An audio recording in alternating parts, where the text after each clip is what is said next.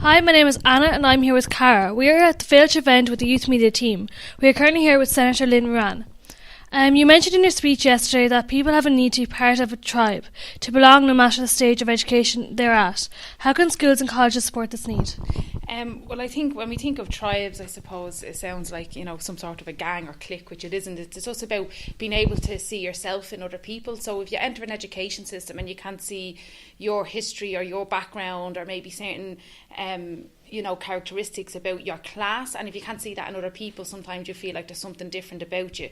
So I suppose it's about inclusivity and celebrating diversity in the education system, and also in the third level institutions as well, and really kind of opening up access from people from all walks of life to feel comfortable. Now obviously you have years and years historically of people from more affluent areas kind of dominating the education space, so it's about them kind of being aware as well, and being aware of their privilege, and that there's other people entering the education system, that this is a very new experience for them, and how can we really create the space that people can find people who are like them, but also then build the bridges between people who aren't like them, so that we all become kind of supportive of each other's differences. You talked passionately about your experience with the education system. What prompted you to return your education? Well, I think I've always loved learning. It just took me a while to figure out how I learn best, and the school system didn't really work for me, but I knew I still had a passion for for understanding things, and I had a real curiosity, and I just had to find other ways to explore that. So I suppose I've been in ongoing education since I left school, doing different courses and certs, but when I decided to go to third level full-time education, it was because I really noticed there was a gap in my language and articulation, and being able to kind of really express the experiences of people like me and working class communities, and I wanted to kind of go and really expand my understanding so that I could really advocate for myself and my community and the different projects I worked on, like addiction and homelessness. So it was kind of me just trying to give myself a stronger platform to be able to fight for what it is that we need.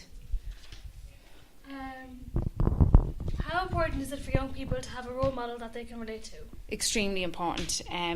You can't, unless you know that other people that have experienced stuff like you have kind of broke through those barriers, well then it's really difficult for you to know that you can do it as well. So like John Bissett, who was a community worker where I worked in Bluebell, was from the flats in Dolphin House. He kind of had the same working class accent as me and dressed like me, and he had a PhD, and it was when I looked at him and I realised, okay, so maybe that is possible.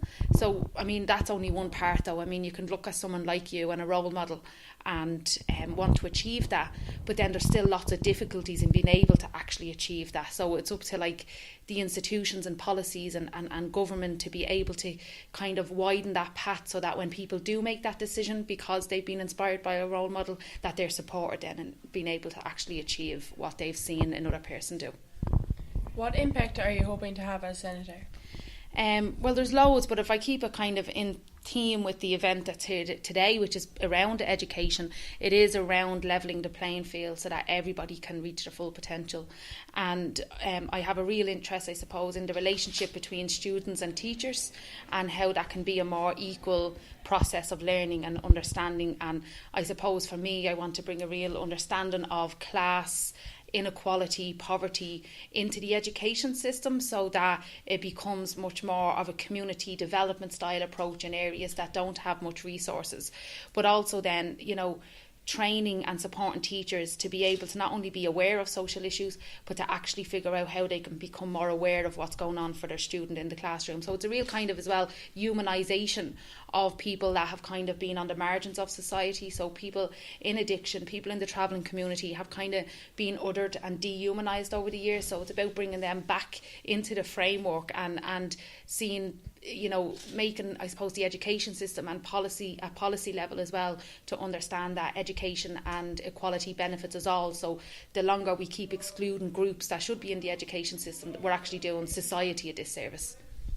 How important is it to have events like Félch? Well, it's extremely important. I mean, teachers are the carriers of change. I remember hearing Tony Bates say that, and it really struck with me, because teachers will sometimes, as a mother, I know that teachers often have more access to my children than I do. So it's nearly like a co-parenting relationship in a sense, because of the length of time that a child will be in the classroom.